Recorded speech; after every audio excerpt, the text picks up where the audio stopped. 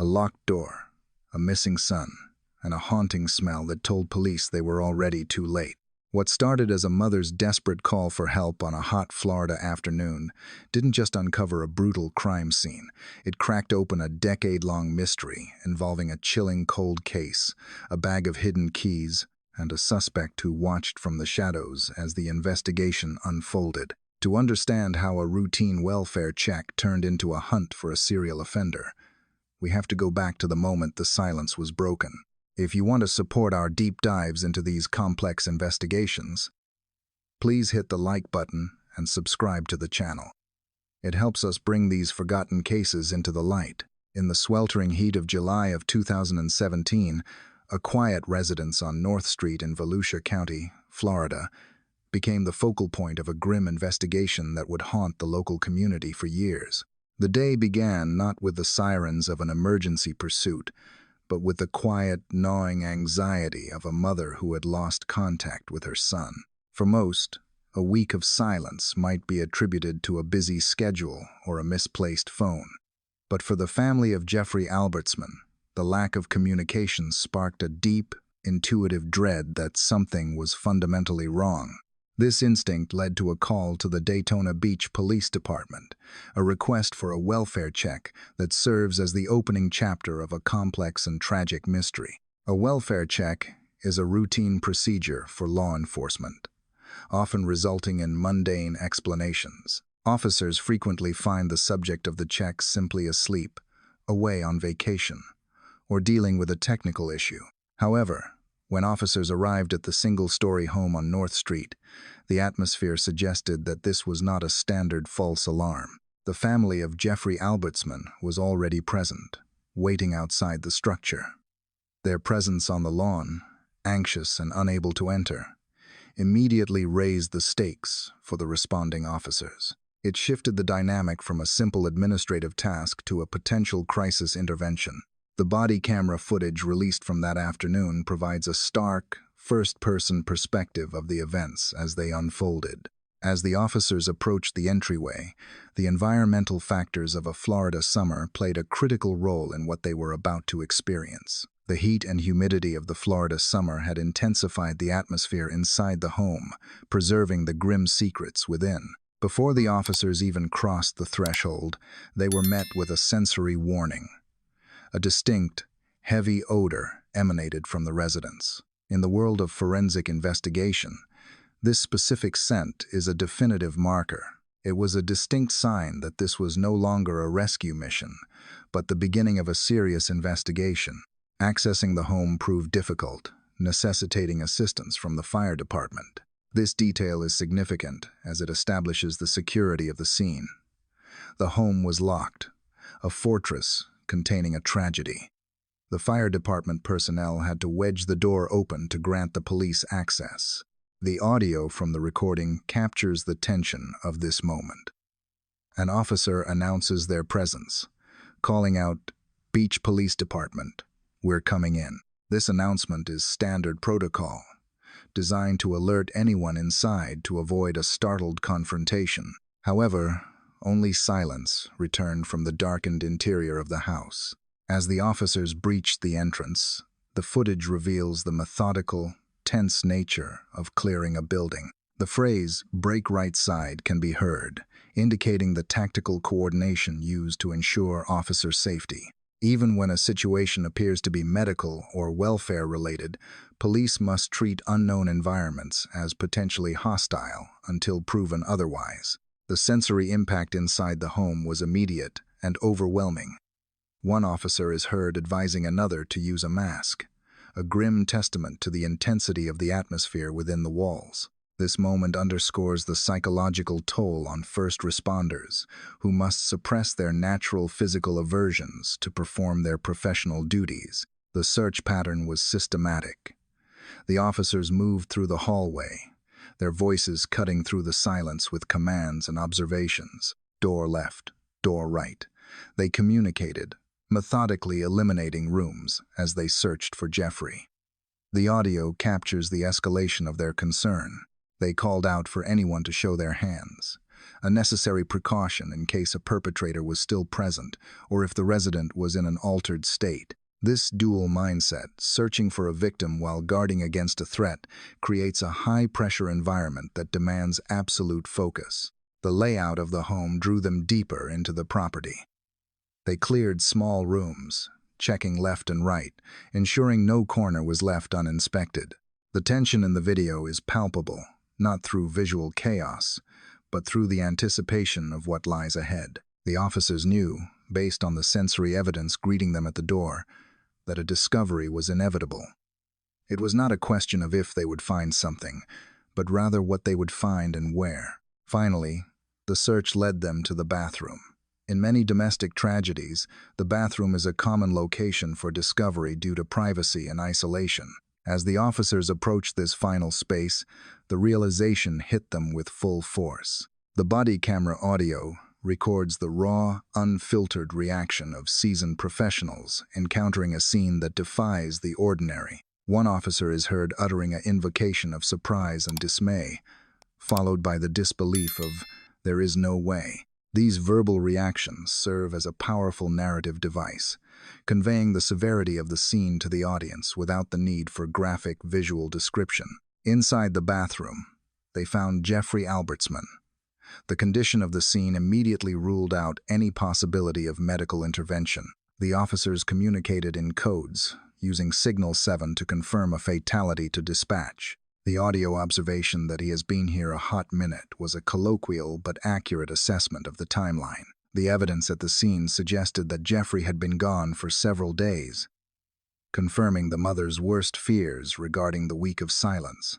Crucially, the initial assessment by the officers noted that this was not a peaceful passing. While the full extent of the circumstances would require a medical examiner's detailed analysis, the immediate visual evidence pointed toward a non-natural event. The officers noted the positioning and the state of the scene, realizing that this was now a crime scene. The transition was immediate.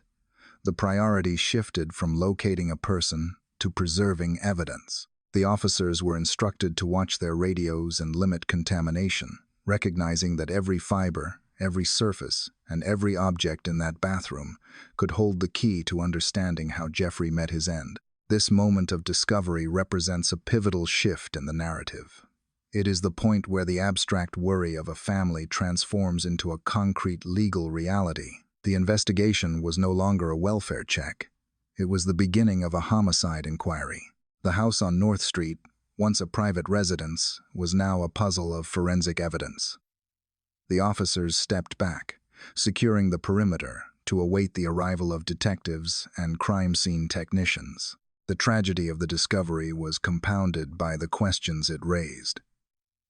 The presence of the family outside meant that the police had the immediate and difficult burden of notification. The psychological weight of this cannot be overstated. Officers who had just witnessed a scene of profound tragedy had to compose themselves, step back out into the bright July sun, and deliver the worst possible news to a mother who had been holding on to a shred of hope. From an investigative standpoint, the state of the residence offered the first clues. The fact that the house was secured from the outside, requiring force to enter, suggested that whoever was responsible had taken time to lock up upon leaving. This detail points away from a frenzied, disorganized exit and toward a calculated departure.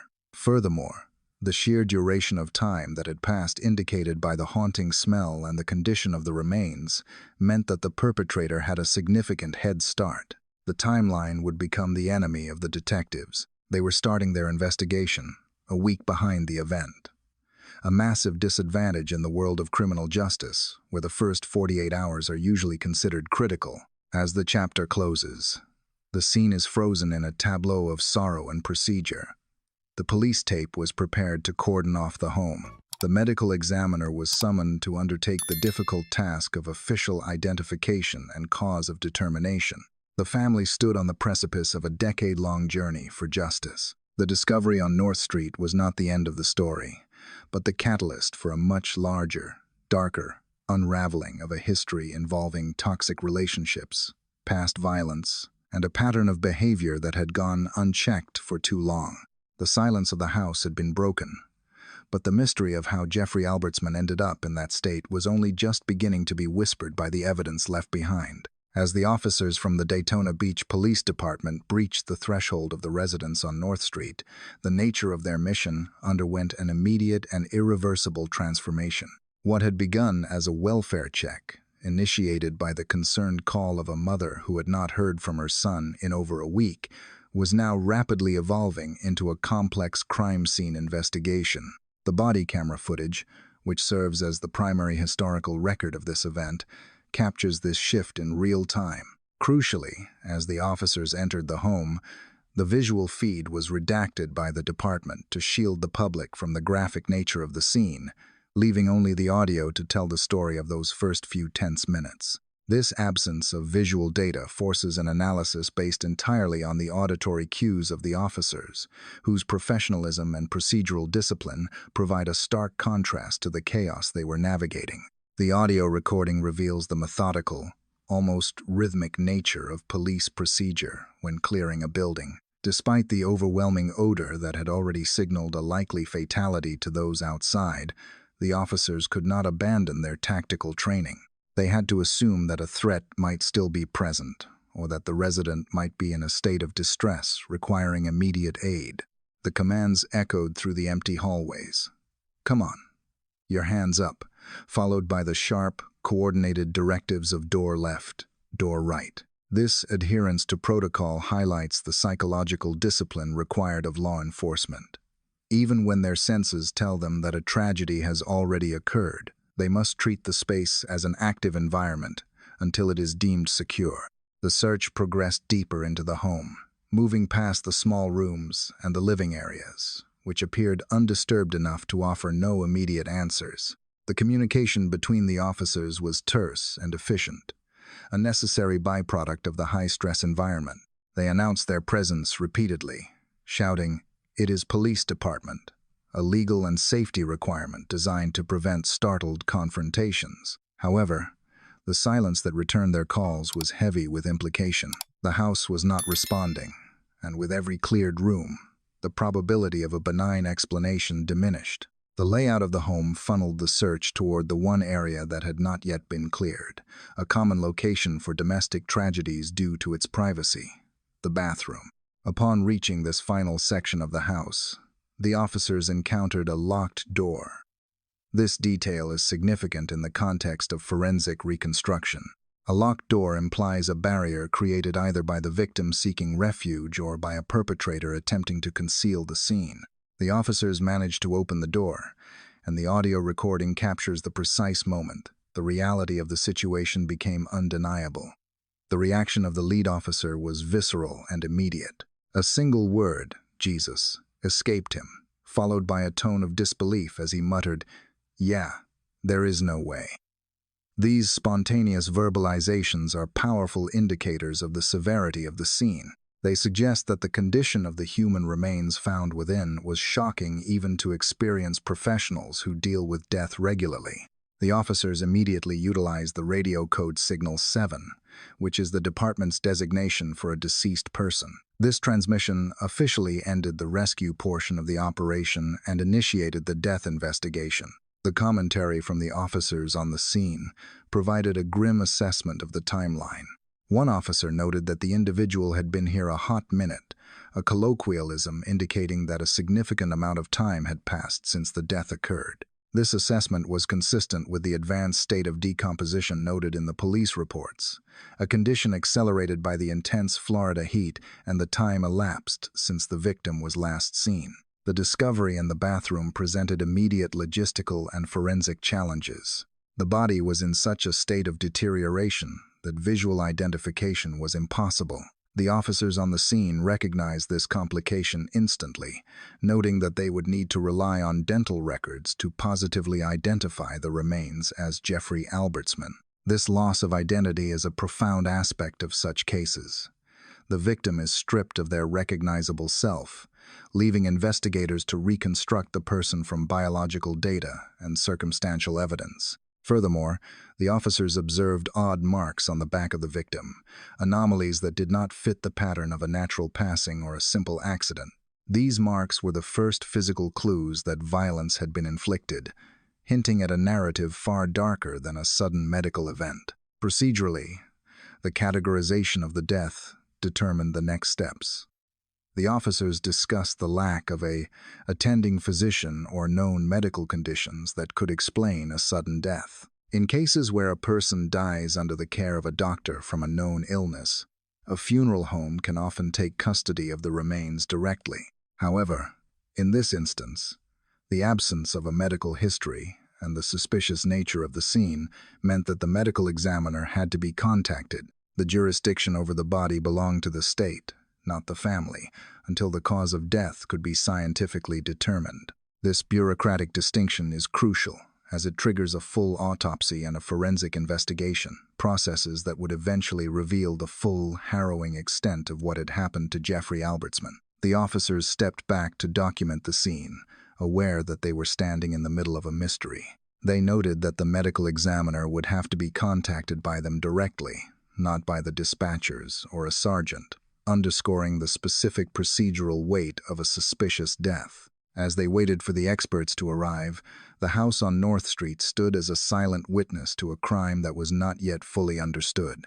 The gruesome discovery mentioned in reports was not just the presence of a body, but the unexplained condition of it, the missing time, the locked door, and the strange marks that suggested Jeffrey Albertsman had not merely died, but had been the victim of a deliberate and violent act. The investigation had officially begun, but the true horror of the case was hidden in details that only the autopsy would fully reveal.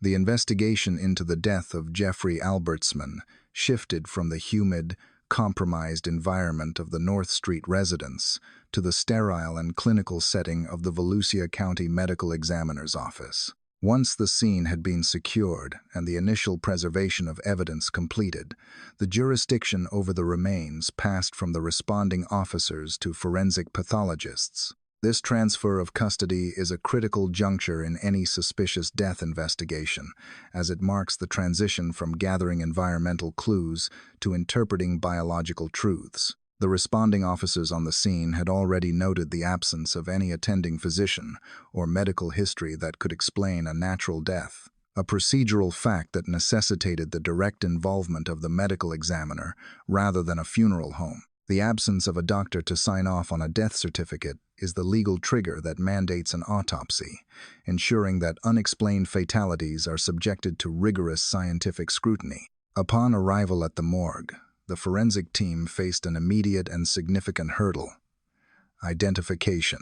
The environmental factors within the home, combined with the duration of time that had elapsed since the victim was last alive, had resulted in an advanced state of biological deterioration. The responding officers had correctly assessed that the individual had been deceased for a significant period, colloquially noting he had been there for a hot minute. This level of decomposition rendered standard visual identification methods impossible. To officially confirm that the remains were indeed those of Jeffrey Albertsman, authorities had to rely on a comparison of dental records. This process, while scientifically definitive, underscores the loss of personal identity that occurs in cases where a victim is not discovered immediately, forcing investigators to rely on hard data rather than recognition by loved ones. As the autopsy proceeded, the full and harrowing extent of the tragedy began to emerge, revealing details that were not immediately visible to the officers standing in the dim light of the bathroom. While the initial police assessment had noted odd marks on the back of the victim that required photographing, the controlled examination by the pathologist uncovered the specific mechanism of death. The autopsy revealed that the victim had sustained a fatal injury that was clearly not accidental. This finding fundamentally altered the trajectory of the case. A wound of this nature typically suggests execution or a surprise attack, indicating that the victim likely did not see the threat coming. It transformed the investigation from a suspicious death into a confirmed homicide with a high degree of certainty. However, the gunshot wound was not the only, nor perhaps the most disturbing, discovery made during the examination. The autopsy report detailed significant post-mortem alterations to the body that spoke to a perpetrator acting with cold, calculated intent. The medical examiner found that the victim's remains had been significantly tampered with after the tragic event. This specific type of trauma, known in forensic terms as anatomical disarticulation, requires a significant amount of time, effort, and psychological detachment to perform. The systematic way the evidence was altered indicated that the individual responsible possessed a chilling determination to conceal the victim's identity. The revelation that parts of the body were missing created a secondary mystery that would plague investigators for months. While the core of the victim's remains had been recovered from the home, the location of the extremities was unknown at the time of the autopsy. This absence of remains is a critical forensic counterpoint. It suggests that the perpetrator likely removed them from the scene, possibly in an attempt to dispose of evidence in disparate locations. Expert analysis later concluded that these alterations were achieved using a sharp tool, suggesting a disturbing proximity between the perpetrator and the scene. From an analytical perspective, these findings provided a psychological profile of the offender. The act of separating remains after a fatality is rarely a crime of pure passion. It is often a pragmatic, albeit horrific, attempt to cover tracks or a manifestation of a deeper pathology. The perpetrator had to stay with the victim for a prolonged period after the fatal event to complete these acts, risking discovery with every passing minute. This behavior demonstrates a brazen confidence or a desperate necessity to conceal the identity of the deceased. The discovery of the gunshot wound provided the how, but the post-mortem alterations provided the who, or at least a terrifying glimpse into the mindset of the person responsible. The medical examiner's findings confirmed that Jeffrey Albertsman had been the victim of a violent end, followed by a systematic attempt to dismantle the evidence of his existence, leaving police with a body that was incomplete and a crime scene that extended far beyond the walls of the house on North Street. With the forensic processing of the residence on North Street underway, investigators turned their attention from the silent testimony of physical evidence to the vocal accounts of those who knew Jeffrey Albertsman best. While the interior of the home held the grim finality of the event, the exterior became the setting for the first critical interviews that would shape the trajectory of the entire case. Police procedure dictates that in the immediate aftermath of a suspicious death, the inquiry must radiate outward, starting with the victim's closest circle. In this instance, Jeffrey's family, who had been waiting anxiously outside the police cordon, became the primary source of background information, offering investigators a window into the victim's personal life that the crime scene itself could not provide. The body camera footage captures the pivotal conversation between the responding officers and Jeffrey's stepfather. This interaction was not merely a notification of loss, but a preliminary interrogation designed to establish a victimology, a comprehensive understanding of who Jeffrey was, who he associated with, and who might have had a motive to harm him. The officer began by asking standard medical questions, inquiring if Jeffrey suffered from any conditions that could explain a sudden passing. The stepfather was clear in his denial, stating that, to his knowledge, Jeffrey had no such diagnoses. This confirmation reinforced the police's earlier assessment that this was a matter for the criminal investigators and the medical examiner, rather than a physician. As the conversation shifted from medical history to social dynamics, a specific name emerged from the dialogue, a name that would become the singular focus of the investigation for the next decade. The stepfather told police about a woman who had been a significant, albeit turbulent, presence in Jeffrey's life for roughly 10 years. This woman was Nellie Tetley. The description provided by the family painted a picture of a relationship defined not by stability, but by a decade of conflict and toxicity. The stepfather clarified that, while she did not reside at the North Street home on a full-time basis, she was a constant figure in Jeffrey's world. The stepfather's account provided the officers with their first substantial lead regarding a potential suspect. He did not mince words when describing the nature of the couple's history, explicitly stating that they had very serious problems in the past. This was not a vague allusion to disagreements. He referenced a specific and violent incident from previous years. He informed the officers that this woman had, at one time, assaulted Jeffrey with a weapon, an act serious enough that she had served jail time for it. This revelation was a crucial piece of the puzzle. In domestic homicide investigations, past behavior is often a predictor of future escalation. The knowledge that a partner had previously been incarcerated for inflicting physical harm on the victim immediately elevated Nellie Tetley from a person of interest to a prime suspect in the eyes of the investigators. The dialogue outside the home also highlighted the family's immediate suspicion. When discussing who might have information, the stepfather was adamant, suggesting that she knows what happened to him. He referenced the prior assault as the foundation for his suspicion, noting it had occurred a couple or 3 years prior. This direct accusation from a family member provided the police with a specific narrative to test against the evidence. It suggested that the violence discovered in the bathroom was not a random intrusion, but the tragic culmination of a long-standing pattern of domestic volatility. Furthermore, the interview revealed the complexities of Jeffrey's living situation. The stepfather mentioned that a neighbor had been trying to reach Jeffrey for weeks, with texts going unanswered and a mailbox that was full. This external corroboration of Jeffrey's disappearance helped solidify the timeline. The stepfather estimated it had been perhaps 10 days since anyone had meaningful contact, a duration that aligned with the decomposition noted by the officers inside. The neighbor, he suggested, would be able to tell them more, widening the scope of the investigation to the surrounding community. From an analytical standpoint, this initial field interview illustrates the vital importance of human intelligence in the early stages of a homicide case. While DNA and ballistics provide the scientific proof needed for a conviction, it is often the observations of family and friends that point detectives in the right direction. The stepfather's recollection of the relationship's history, the jail time, the stabbing, the on-and-off nature of their bond, provided the context necessary to understand the crime scene. It transformed the victim from an anonymous body into a man trapped in a cycle of domestic strife. By the time the sun set on that July day, the police had more than just a crime scene.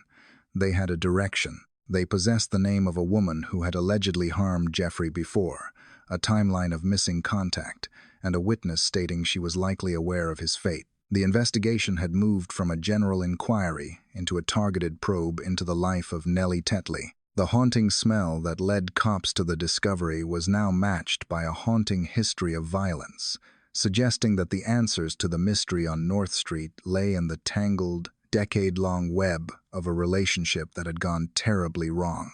With the name Nellie Tetley now firmly established by the initial witness statements at the scene, the investigation by the Daytona Beach Police Department pivoted from the physical evidence at the North Street home to the digital archives of the Volusia County court system.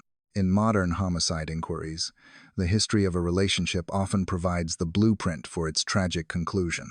The investigators needed to verify the claims made by Jeffrey Albertsman's stepfather regarding the volatility of the couple's past. What they discovered in the public records was not merely a series of misunderstandings, but a documented escalation of violence that had been building for years, creating a retrospective roadmap to the events of July 2017. The records painted a disturbing portrait of a relationship that had persisted, on and off, for more than 9 years. While long-term partnerships often imply stability, this particular union appeared to be defined by a cycle of conflict and reconciliation. The police files revealed that Nellie had been arrested twice in the years leading up to the discovery of Jeffrey's body. Crucially, in both of these documented legal encounters, law enforcement identified Nellie as the primary aggressor, a fact that significantly undermined any potential claims of self-defense she might later offer. The first major warning sign in the legal history occurred in 2013, 4 years prior to the fatal discovery. The details of this incident, preserved in police reports, illustrate the extreme danger often associated with the termination of a relationship. At that time, records show that Jeffrey was attempting to extract himself from the partnership. He had left their shared environment and was residing in a hotel, a clear physical boundary established to distance himself from Nellie. However, the separation was not respected. The reports indicate that Nellie engaged in persistent communication, repeatedly calling Jeffrey despite his attempts to leave. Eventually, Jeffrey agreed to meet with her, a decision that is common in complex domestic dynamics but one that often leads to renewed conflict. During this meeting, a heated argument ensued, leading Nellie to use a self-defense spray to subdue Jeffrey, spraying him in the face. Following this incapacitation, the assault escalated to the use of a lethal weapon. She reportedly used a sharp object to cause him a severe injury, an act of violence that necessitated his immediate hospitalization. In the aftermath of this 2013 event, Nellie was arrested, processed through the county jail system, and ultimately received a sentence of 2 years of probation. This historical context is vital for the investigative team. It established that the suspect had a propensity for using edged weapons, specifically kitchen knives, to resolve disputes. This detail from 4 years prior resonated chillingly with the forensic findings in 2017, where experts would later conclude that a knife was likely used in the post-mortem alterations of Jeffrey's remains. The pattern of behavior was consistent. The weapon of choice remained the same. The cycle of violence did not end with the expiration of that probation. The court records revealed a second significant interaction involving law enforcement in 2016, just a year before the murder investigation began. By this time, the couple had reunited, a common feature in toxic relationship dynamics where partners return to one another despite previous trauma. During another heated argument, the verbal abuse escalated into a chilling, specific threat. Police reports document that Nellie told Jeffrey that she could end his life that night if she so desired. This statement, recorded by officers at the time, serves as a significant piece of psychological evidence. It demonstrates premeditative thought and an awareness of the lethality of her own potential actions. Following this verbal threat, the altercation became physical once again, with Nellie reportedly striking Jeffrey with her hands. As with the previous incident, the legal consequence was a term of probation and a fine. These records, which remain public to this day, show a judicial system that attempted to intervene through standard penalties, yet failed to halt the trajectory of the relationship. For the detectives standing in the humid Florida summer of 2017, these files were more than just paperwork. They were a narrative of inevitability. They had a victim found in a condition that suggested extreme violence, and they had a prime suspect who had previously hospitalized that same victim with a knife and had verbally threatened his life within the last 12 months. The stepfather's assertion at the crime scene that she knows was no longer just a grieving family member's hunch. It was a theory supported by years of official documentation. The investigation had now successfully established motive and capability. The history showed that Nellie Tetley had the capacity to harm Jeffrey Albertsman and had done so repeatedly. The challenge for the detectives would now be to connect this historical pattern to the specific events of July 2017. They needed to move from proving she could do it to proving she did do it.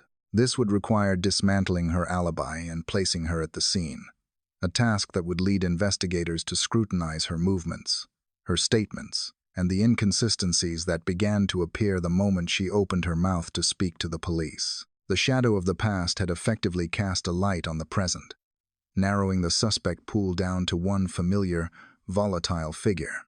While the historical records provided a motive rooted in a decade of volatility, the detectives on the ground at North Street needed to construct a precise timeline of the present. In any homicide investigation, the period immediately preceding the discovery of the victim is crucial. Investigators refer to this as the window of opportunity, and narrowing it down often relies on the observations of those who live in the periphery of the crime scene. The police began to canvass the neighborhood, a standard procedure designed to extract information from the community. It was during this process that a critical witness emerged, a neighbor whose observations would fundamentally challenge the narrative soon to be offered by the primary suspect. The neighbor, who lived in close proximity to Jeffrey Albertsman, provided investigators with a detailed account that placed Nellie Tetley at the scene during a critical window of time. According to the witness statements recorded by police, this neighbor had observed Nellie at the residence just 1 day before the police made their gruesome discovery. This sighting was significant because it occurred during the period when Jeffrey was already deceased, yet before authorities had been notified. The neighbor recalled the specific time of day, noting that it was around the mid-afternoon, coinciding with the daily mail delivery, roughly between 3 and 4 o'clock. The details provided by the eyewitness were granular and specific, lending credibility to their account. They described seeing Nellie arrive in her vehicle, exit the car, and proceed to collect the mail from the mailbox. Crucially, the witness stated that they watched Nellie walk into the house. This single observation was devastating to the defense Nellie would later attempt to construct. She would subsequently claim to investigators that she did not have keys to the home and therefore could not enter to check on Jeffrey's welfare. However, the neighbor's testimony directly contradicted this, placing her physically inside the residence at a time when she claimed to be locked out. The duration of this visit was also noted by the witness. They estimated that Nellie remained inside the home for a duration of approximately 15 minutes. In the context of a death investigation, a 15-minute visit to a home containing a deceased individual raises profound questions. It is too short a time for a genuine social visit or a concerted effort to render aid, yet it is arguably long enough to assess the condition of a scene or to retrieve items. The witness observed her exit the house after this brief interval, get back into her vehicle, and depart the area. The neighbor was unsure if she brought the mail inside with her or left it in the car, but the act of entering and leaving without alerting authorities despite the dead animal odor she later admitted to smelling painted a picture of a person managing a situation rather than one discovering a tragedy. Furthermore, this same witness helped investigators establish the likely time of the fatality. When asked about the last time they had seen Jeffrey alive, the neighbor pointed back roughly a week prior to the discovery. They recalled seeing him on a Friday or Saturday, which aligned with the medical examiner's estimation of the decomposition. More importantly, the witness described the auditory landscape of that final weekend. They reported standing on their own porch and hearing extremely loud arguing emanating from Jeffrey's home. The witness specifically identified the voices as belonging to Jeffrey and his girlfriend, stating they were arguing back and forth. This testimonial evidence provided a bookend to Jeffrey's life. The witness observed the conflict that likely precipitated the event, noting that after the argument, Nellie left the premises while Jeffrey remained inside. That was the last time the neighbors saw him alive. The narrative constructed by this eyewitness account was clear and damning. A loud altercation occurred a week prior, followed by silence, and then a brief, unexplained return by the suspect to the scene of the crime just 24 hours before police arrived. From an investigative standpoint, the value of this independent witness cannot be overstated. While physical evidence like DNA takes time to process, a witness statement provides immediate leverage in an interrogation. It allowed the detectives to know, before they even sat down with Nellie, that she was lying about her access to the home. It transformed the case from a mystery into a matter of verifying facts. The neighbor had seen the comings and goings that the victim could no longer report, effectively becoming the eyes and ears of the victim after his voice had been silenced. This testimony not only placed the suspect at the scene but also highlighted a suspicious behavior entering a home filled with the undeniable scent of death, staying for 15 minutes, and leaving without calling for help that would become a cornerstone of the state's case against her. Following the gathering of witness testimony and the initial processing of the crime scene, the investigation moved into the sterile, high-pressure environment of the police interview room. This phase of the inquiry is often where the psychological battle between law enforcement and a suspect is waged. Not with physical evidence, but with words, pauses, and the careful deconstruction of a narrative. Detectives brought Nellie Tetley in for questioning to establish her version of events regarding the final days of Jeffrey Albertsman. Court records indicate that police interviewed Nellie multiple times before she was eventually taken into custody, providing investigators with a wealth of recorded statements to analyze for inconsistencies. From the outset of these interactions, Nellie adopted a specific posture regarding her connection to the victim. When asked about the nature of their decade-long association, she was candid about its difficulties, describing the relationship simply as bad. However, she immediately juxtaposed this admission with a characterization of herself as the benevolent caretaker. She told investigators that despite the toxicity, she did everything for him. This technique, often observed in forensic psychology, serves to subtly shift the moral high ground to the suspect. By painting herself as the long-suffering partner who provided support, she attempted to deflect suspicion. She further disparaged the victim's character by claiming that Jeffrey was only in the relationship for her financial resources, stating he was in it for her money. This strategy of victim blaming is a common defense mechanism, intended to minimize the emotional weight of the loss in the eyes of the interviewers. The timeline was the primary focus of the detective's questions.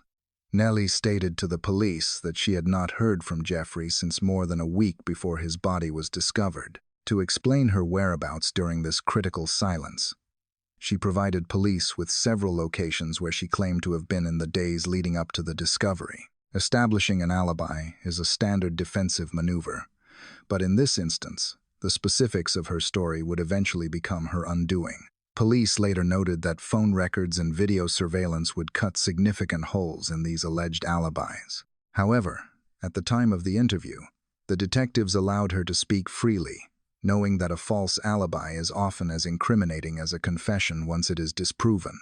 The most damaging portion of Nellie's statement came when she attempted to explain her proximity to the crime scene. She admitted to investigators that she had gone to Jeffrey's house multiple times in the days leading up to the police involvement. She framed these visits as acts of concern, citing her lack of contact with him as the motivating factor. During one of these visits, which she claimed occurred the day before his body was found, she acknowledged perceiving a significant sensory clue. She told police that she smelled a bad odor coming from the house, explicitly describing it as smelling like a dead animal. This admission presented a profound logical inconsistency that detectives immediately seized upon in their analysis. Here was a woman who claimed to have been in a relationship with the resident for roughly a decade, who was allegedly so concerned about his silence that she drove to his home, yet upon smelling an odor indicative of biological decomposition, she took no action. She did not report Jeffrey missing, nor did she call the police to request a welfare check.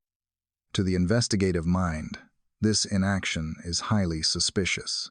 A concerned partner who smells death typically calls for help. A perpetrator who knows exactly what is inside the house walks away to avoid discovery. To cover this behavioral gap, Nellie offered a logistical excuse. She claimed that she never went inside the home during these visits because she did not have the keys required to enter Jeffrey's house. She insisted that she was locked out, helpless to investigate the source of the smell or to check on the man she claimed to care for. This denial of access was a critical assertion. It was a verifiable fact that investigators could test against physical evidence. By locking herself into the story that she could not enter the home, she created a binary scenario. Either she was telling the truth, or she was lying to conceal her presence at the crime scene. From an educational perspective, this phase of the investigation highlights the importance of allowing a suspect to commit to a narrative. Detectives did not immediately confront her with the neighbor's testimony that saw her entering the home. Instead, they allowed her to record her version of events that she was an innocent, concerned girlfriend who was barred from entry by a locked door. This statement, preserved in official records, would later be juxtaposed against the physical keys found in her possession and the eyewitness accounts, transforming her own words into evidence of deceit. The interview room, therefore, became the place where Nellie Tetley, in her attempt to explain away her proximity to the tragedy, effectively laid the foundation for the state's case against her. Her explanation of the dead animal smell, combined with her failure to act, painted a portrait not of a worried partner, but of someone intimately aware of the grim reality hidden behind the locked doors of North Street. The interrogation of Nellie Tetley had produced a definitive narrative. She was a concerned partner who was physically unable to check on Jeffrey Albertsman because she lacked access to his home. To bolster this claim of helplessness, Nellie went so far as to provide law enforcement with a single key during the course of their initial interactions. She presented this object as the only means of entry she possessed, a gesture that initially appeared cooperative. However, when investigators took this specific key to the North Street residence to verify her story, they discovered that it did not work. The key failed to open the lock. In the early hours of the investigation, this failure might have seemed to corroborate her alibi, suggesting that she was indeed locked out and powerless to intervene despite the concerning odors she admitted to smelling. However, seasoned detectives understand that evidence voluntarily surrendered by a suspect is often a calculated distraction, intended to lead the investigation away from the truth. The police did not rest on the failure of the single key provided by Nellie. Instead, they expanded the scope of their search to include her personal property, obtaining the legal authority to examine her apartment and her vehicle. It was within the confines of her car that the investigation unearthed the physical evidence that would dismantle her defense entirely. Inside the vehicle, investigators discovered a collection of 3 keys that Nellie had failed to mention or surrender to the authorities. The discovery of these withheld keys necessitated immediate forensic verification. Investigators returned to the crime scene on North Street, not with the decoy key Nellie had provided, but with the items seized from her personal vehicle. The results were immediate and damning. One of the keys found in Nellie's car was inserted into the lock of Jeffrey Albertsman's front door, and unlike the previous attempt, this key turned the mechanism smoothly, granting full access to the interior of the home. This was a pivotal moment for the prosecution. It proved, beyond a reasonable doubt, that Nellie possessed the ability to enter the home at will. Her claim that she stood outside, smelling the scent of biological decomposition but unable to enter, was proven to be a fabrication. She was not locked out. She had chosen not to enter, or more likely, she had already entered and locked the door behind her upon leaving.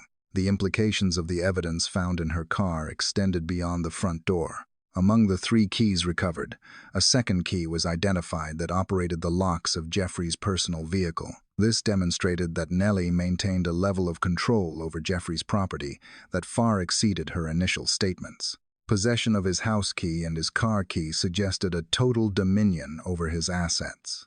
In the context of a homicide investigation, possession of a victim's car key is particularly significant, as it implies the suspect had the potential to move the victim or their vehicle, raising questions about flight or the transport of evidence. From an analytical standpoint, this development illustrates the legal concept of constructive possession and the destruction of credibility. By proving that Nellie lied about the keys, investigators cast a shadow of doubt over every other statement she had made. The physical evidence created a direct link between the suspect and the crime scene that verbal denials could not sever.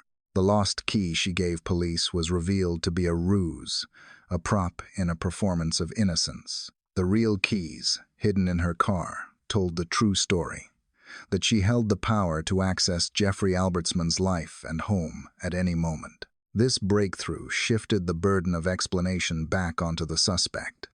If she had the key, why did she lie about it?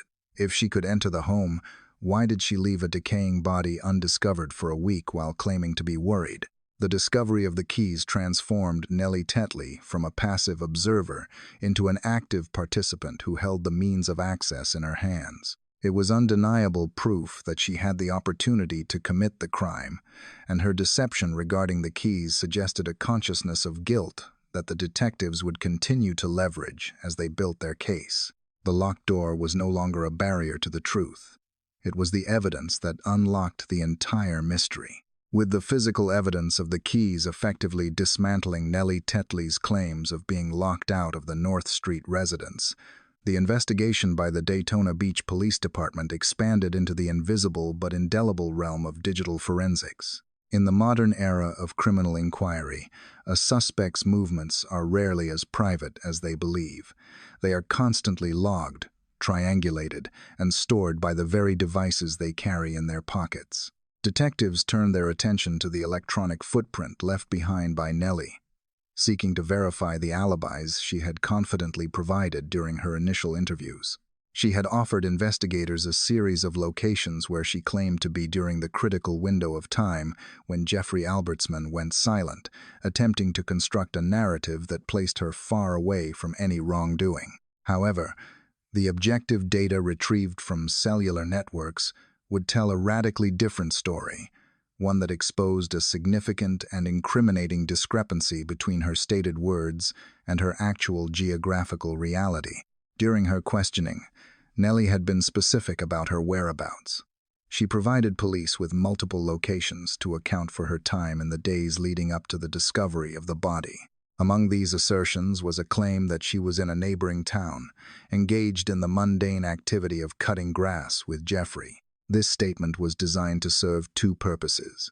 First, to place her in a benign setting far from any criminal activity, and second, to suggest that Jeffrey was alive and well in her company at that time. It was a typical alibi construction, relying on the difficulty of disproving a private moment between two people. Yet, investigators found that these verbal claims crumbled when tested against the hard science of telecommunications data.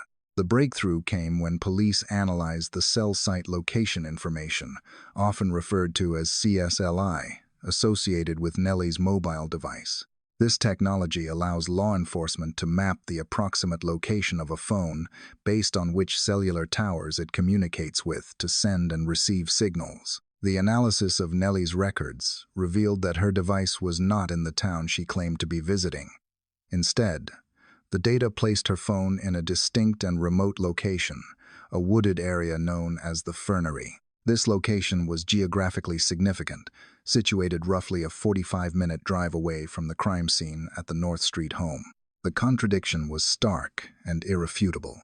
At the precise time Nellie claimed to be landscaping in another town with the victim, the digital evidence placed her nearly an hour away, deep within the vicinity of a state park. This type of evidence is particularly damaging in a court of law because it is devoid of human bias.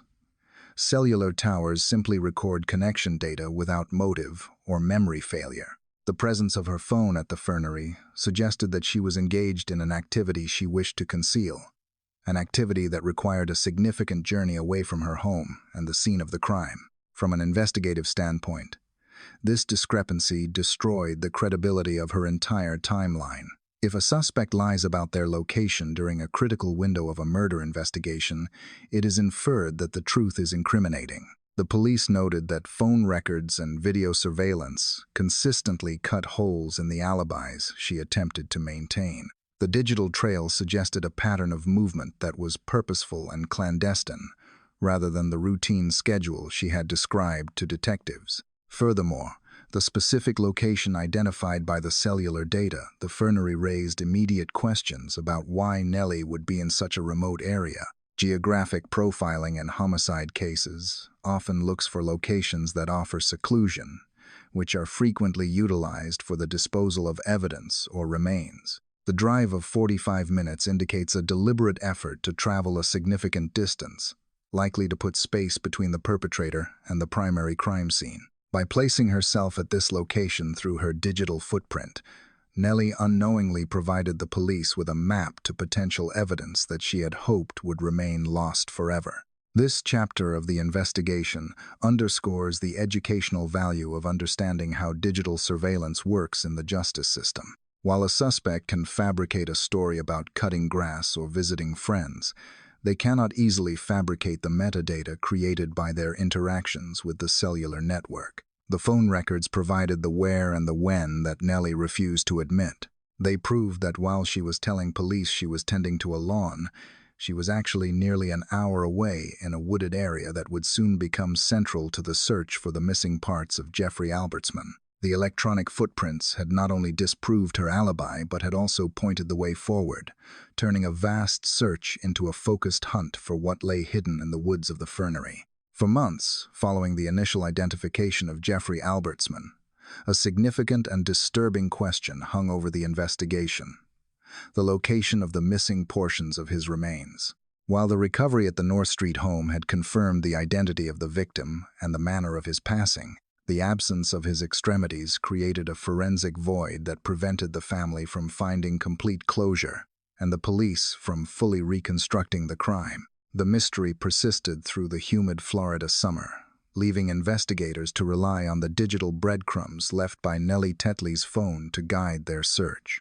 The data had pointed them away from the immediate vicinity of the crime scene and toward a remote area known as the Fernery, located approximately a 45-minute drive from the murder scene. This distance is significant in criminal profiling, as it suggests a calculated effort to disperse evidence far enough to hinder discovery, yet close enough to be accessible to the perpetrator. The breakthrough finally arrived in September, nearly 2 months after the initial discovery at the house.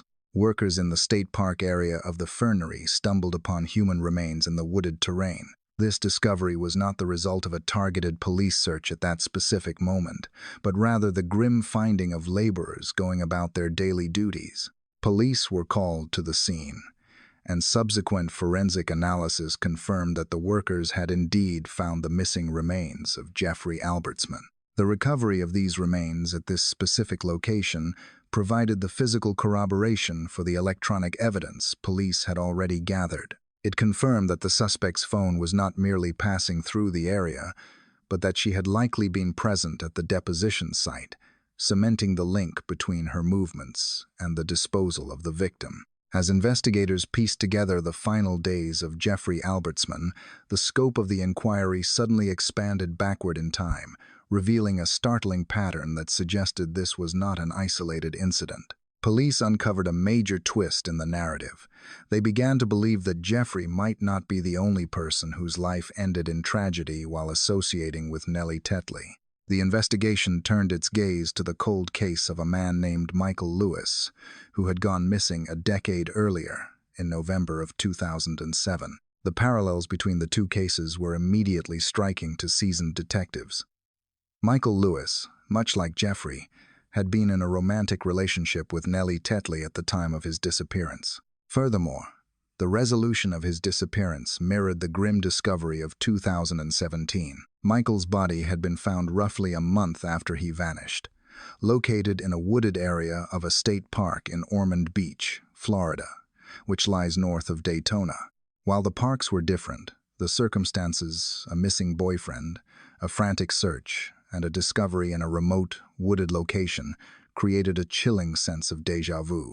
In 2007, Michael's case also involved similar disturbing post-event alterations to the evidence, a rare and specific signature. Although Nellie denied killing Michael Lewis and was never officially charged in that case, police zeroed in on her as a prime suspect, viewing the Albertsman case as the key to unlocking a decade-old mystery. With the connection to Michael Lewis established, detectives revisited the witness statements and evidence files from 10 years prior, looking for details that might have been overlooked or insufficient for prosecution at the time. The review of the 2007 file revealed disturbing accounts from those who knew Nellie and Michael. One witness statement described a specific incident on the night Michael went missing. According to police records, Nellie went to a bar that evening, looking for Michael. A witness at the location reported that Nellie made a chilling declaration, stating that she had to get rid of him and that he was gone for good. At the time, such a statement might have been dismissed as the heat of a relational dispute, but in the context of two dead partners, it took on the weight of a confession. Further complicating the historical narrative was an anonymous tip received by a detective roughly 20 years prior. The caller, who contacted authorities from a blocked number, claimed to be watching Nellie's apartment. This informant reported seeing Nellie with an unidentified man and overhearing a conversation about a .38 caliber weapon and the fact that Mike was shot. This detail about a firearm aligns with the violence found in the Albertsman case, suggesting a consistency in the method of harm. Additionally, another witness from that era characterized Nellie as controlling in her relationship with Michael, painting a picture of a dynamic similar to the toxic control described by Jeffrey's family. Despite these witness accounts and the suspicious circumstances, the lack of definitive physical evidence in 2007 meant Nellie remained free, leaving the case to go cold until history repeated itself. To bridge the gap between suspicion and scientific certainty, investigators turned to forensic anthropology. They needed to determine if the person who harmed Jeffrey Albertsman was the same individual who harmed Michael Lewis. Experts conducted a detailed comparison of the remains of both men, specifically focusing on the style and location of the post-mortem alterations. The analysis looked beyond the general fact of separation and examined the microscopic tool marks left on the bones. The findings were profound. Experts concluded that the remains of both victims exhibited signs of sharp force trauma consistent with a deliberate attempt to hide the crime. The characteristics of these alterations indicated that they were likely caused by a manually powered implement, such as a knife, rather than a mechanical saw. Most damning was the specific anatomical focus of the perpetrator. In both cases, the patterns of evidence tampering were nearly identical, serving as a forensic signature left by the offender. This specific pattern serves as a forensic signature, a behavioral fingerprint left by the offender. The expert report stated that an association between the dismemberment of Michael Lewis and Jeffrey Albertsman could not be excluded, providing strong scientific support for the theory that one person was responsible for both crimes. Armed with the fresh evidence from the Albertsman case and the forensic links to the Lewis case, police arrested Nellie Tetley in January of 2018. She was charged with the murder of Jeffrey Albertsman and taken into custody, bringing a temporary sense of resolution to the families. However, the path to a trial proved to be far more circuitous and frustrating than anyone anticipated. Since her arrest, the case has been mired in legal proceedings for nearly a decade, with the primary obstacle being the question of Nellie's mental competency. The legal system requires that a defendant be able to understand the charges against them and assist in their own defense. In the years following her arrest, Nellie's mental state fluctuated in the eyes of the court. In 2021, she was initially found to demonstrate sufficient mental competency to stand trial. However, this ruling was short-lived. Roughly a year later, in April of 2022, a subsequent evaluation found her mentally unfit. Court records from this period describe her as appearing disoriented and exhibiting inappropriate behavior in the presence of counsel and the court. It was determined that she did not understand the nature of the legal process, leading to a ruling in August of that year that she suffered from an undisclosed mental illness. Consequently, she was placed in the custody of the Department of Children and Families for treatment at a mental hospital. As of early 2026, the case of the haunting smell on North Street remains technically unresolved in the criminal courts. Nellie Tetley is now in her mid-70s and remains committed to a mental health facility where she continues to receive treatment. The dozens of entries in her court docket in Volusia County testify to a system struggling to balance the rights of a defendant with the need for justice for the victims. Regarding the cold case of Michael Lewis, Nellie's defense team continues to vehemently fight the allegations. In response to the state's attempts to link her to the 2007 murder, her attorney filed documents stating that she absolutely denies any such allegation. They argue that she was investigated previously and never charged, and they push back against the expert reports, suggesting a link between the condition of the two bodies. Despite the delays, the legal process grinds on.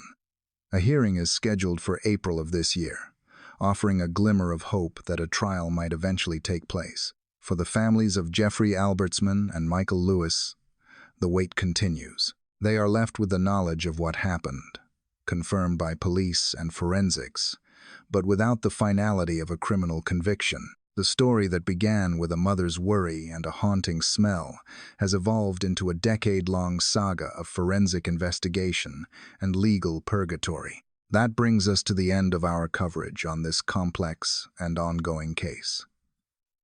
Thank you for joining us as we examine the evidence, the history, and the pursuit of justice in Volusia County. We will continue to monitor the court hearings scheduled for this year and bring you updates as they happen. I am Chris Stewart. We will see you next time.